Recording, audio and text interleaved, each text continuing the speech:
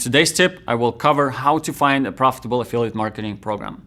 There are thousands to choose from, but today I'm going to show you a few secrets that will point you towards success. Let's get into it. The biggest thing I recommend is researching and brainstorming. A lot of people consider finding a niche the absolute worst part. It doesn't necessarily have to be all that tedious.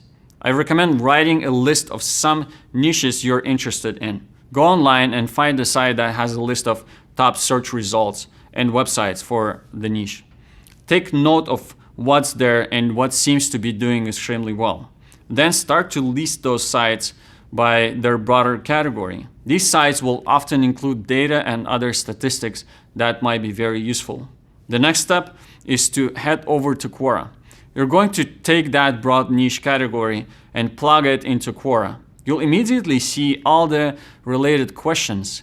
These questions and answers will actually give you a better and more specific list. This list is what you will use to figure out what niche is going to be most profitable. The key thing here is to make sure that these niches have high search volumes, which indicates that they have high demand. That's all for today's 2-Minute Tuesday tip. For any more niche hacks, tips, tricks, and money-making advice, be sure to head over to our main channel page.